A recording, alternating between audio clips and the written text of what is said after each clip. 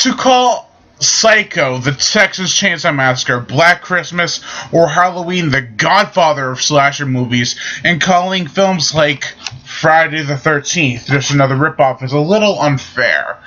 Granted, they have vast similarities, but there is one major difference that separates both of them, and that is what made Friday the 13th so definitive in the slasher genre. And that is... Core value!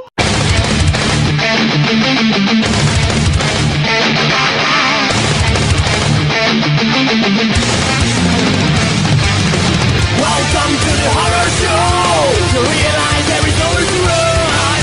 No game to try. Paranoia is getting alive. Welcome to the horror show. To realize there is nowhere to run. No game to try. Obsessions rule your mind.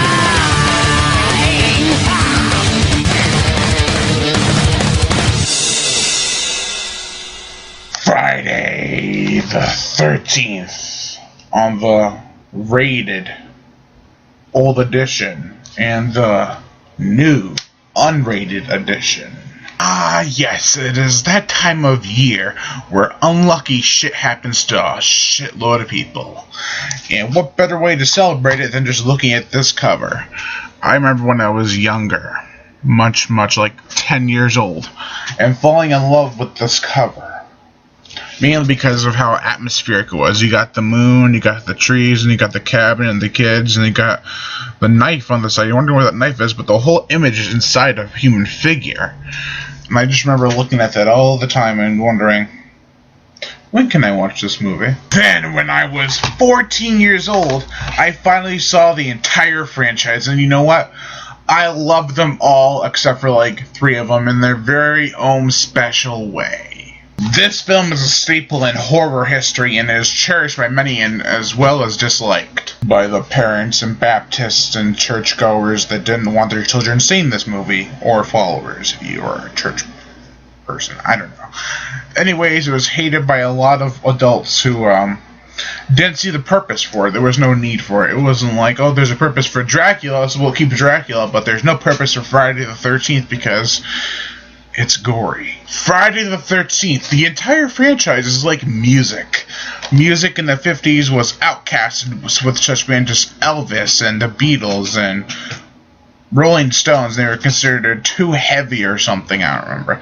And then in the 60s and 70s, it got lots of psychedelic rock and roll. Then late 70s was heavy metal, and the 80s was thrash metal and death metal, and then satanic death metal and black metal, and now it's all stupid deathcore. But it's so much like music, because back in the 50s, if you saw blood, your film was in trouble. And then in the 60s, if you saw blood, your film was cool but in trouble. And in the 70s, if you saw blood, it was a little bit more okay. The MPAA was a little bit more okay with that. And then in the 80s, blood was everywhere. I mean, you didn't really have a true horror movie from the 80s if it wasn't rated R. Well, I mean, granted, some of them are not rated R, and they're good. But moving on. I think I've talked enough about the controversy about these films, so I'll just state what I feel about it. For me, Friday the 13th, the entire franchise is a brain-dead, unoriginal, cliche-filled, generic slasher flick, but that is why I love it. The summer camp setting was something new at the time, and Friday the 13th was one of the first to do it. It could be disputed that The Burning was the first to have the summer camp, but because it was written beforehand, but Friday the 13th is still more famous. It's definitely a popcorn flick, but not like the ones today. The ones today are usually considered a popcorn flick only if they're entertaining, and you are able to shut your brain off and enjoy the explosions and over-the-top violence. But back then, what they considered to be a popcorn flick was based on shock value and generic stuff. And you could tell that films today have lost a lot of their suspense due to today's generation not being able to take slow-moving movies. The special effects, when used, are amazingly done and very bloody.